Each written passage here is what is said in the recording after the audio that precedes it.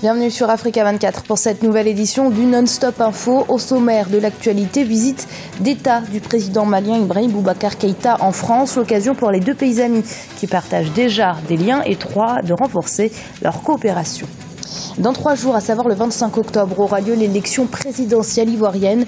L'un des candidats, Charles Konan Banny, a fait savoir qu'il avait découvert des cas de doublons dans les listes électorales. Une accusation réfutée immédiatement par la commission électorale indépendante. L'ouverture ce 22 octobre à Marrakech, au Maroc, du Forum africain des infrastructures.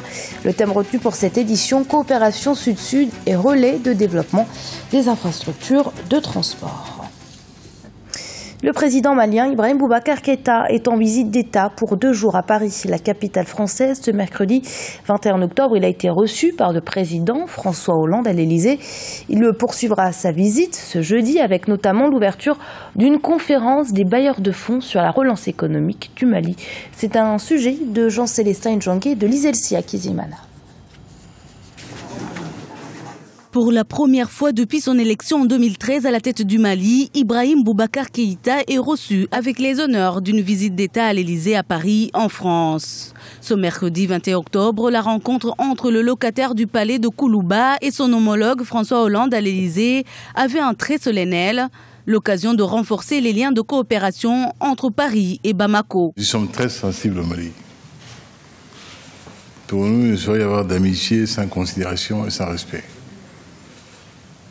Ce que nous avons vu foulant le sol de ce pays ami hier, aujourd'hui et surtout ce matin, sous l'Arc de Triomphe dont nous savons la place. Une visite qui intervient alors que les différents protagonistes du processus de paix au Mali semblent enfin regarder dans la même direction.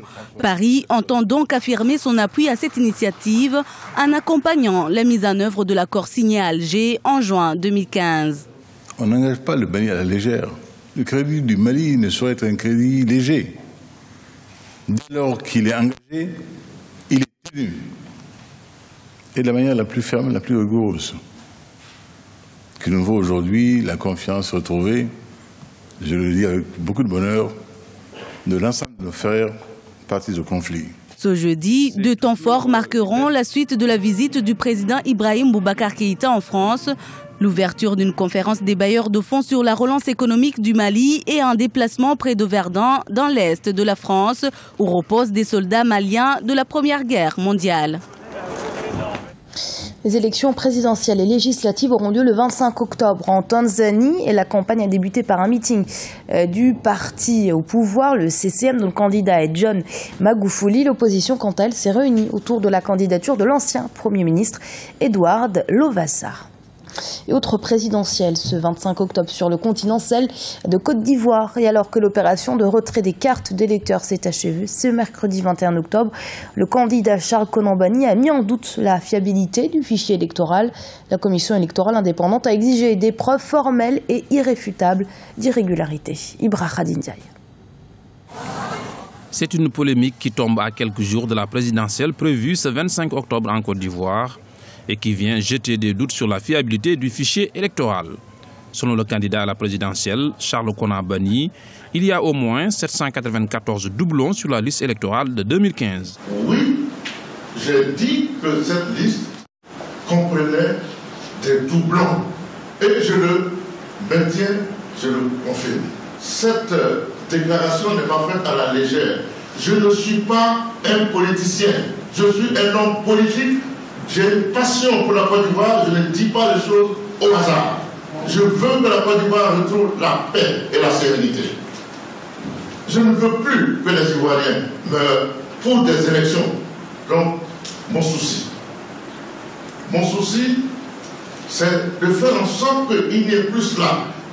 Mon souci, c'est de faire en sorte que la Côte d'Ivoire fasse des progrès sur le chemin de la démocratie et de la transparence. Face à cette affirmation, la commission électorale indépendante a réagi. Elle demande des preuves formelles et irréfutables au candidat Charles Konan Banny. Moi, je lui ai écrit pour qu'on se rencontre et pour qu'il vienne nous présenter les preuves dont il dispose. Il ne m'a pas encore répondu, alors j'attends qu'il me réponde. Ce que je puis dire, c'est que sur la liste que nous avons publiée, il n'y a pas de doublon biométriques. Je ne sais pas où il a trouvé cela. Il n'y a pas de doublon. Et j'attends qu'il vienne ou qu'il envoie quelqu'un nous présenter ces preuves-là pour que nous puissions en discuter. En tout cas, pour nous, il n'y a pas de doublon biométrique. En tout état de cause, je peux réaffirmer que sur la liste que nous avons publiée, il n'y a pas de doublon biométrique. Rappelons que la Commission électorale indépendante a publié la liste électorale définitive qui contient 6,3 millions d'électeurs. Ils doivent départager les 8 candidats à ce scrutin présidentiel prévu ce dimanche 25 octobre 2015. Et sachez qu'Africa 24 a mis sur place un dispositif exceptionnel pour vous faire vivre les temps forts de la campagne électorale. Retrouvez donc tous les soirs sur notre antenne et en direct d'Abidjan à partir de 19h30 GMT, une édition spéciale consacrée à cette élection présidentielle, une émission qui sera suivie d'un debriefing de nos experts. Ce sera à partir de 21h30 GMT. L'homme d'affaires nigérian Aliko Dangote se rendra très prochainement au Zimbabwe pour lancer les travaux de construction d'une nouvelle cimenterie d'une valeur de 400 millions de dollars. Le Zimbabwe deviendra ainsi le 8e pays à accueillir une usine de production du groupe nigérian.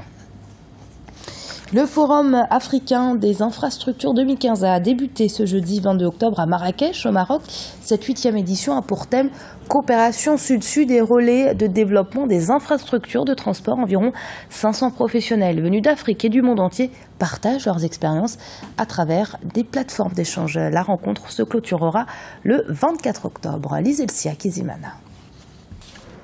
Marrakech accueille le Forum africain des infrastructures 2015. Cette 8e édition réunit environ 500 professionnels à partir de ce jeudi 22 octobre jusqu'à samedi 24 octobre 2015.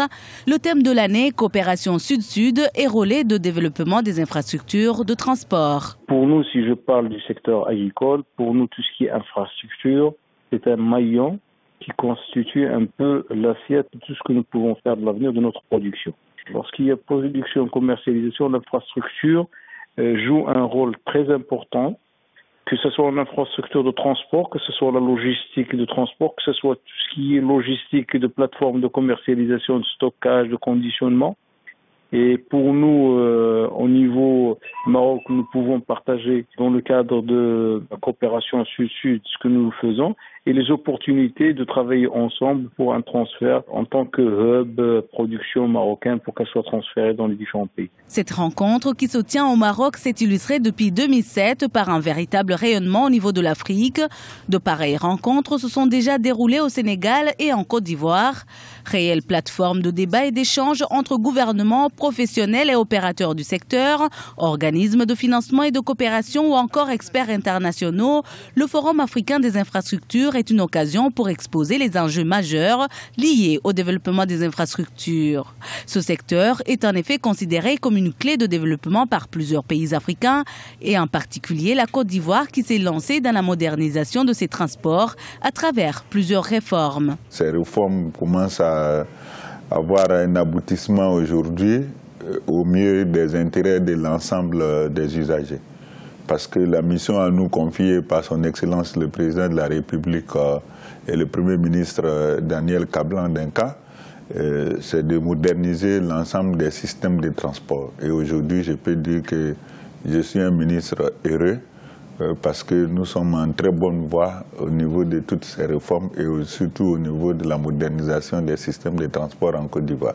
La coopération sud-sud, la vision stratégique des autorités, l'implication du privé et les nouvelles approches pour dynamiser les infrastructures sont autant de thématiques qui seront abordées au cours de ces 3 jours d'échange. Rappelons que des séances d'appel à projets seront également présentées par les pays.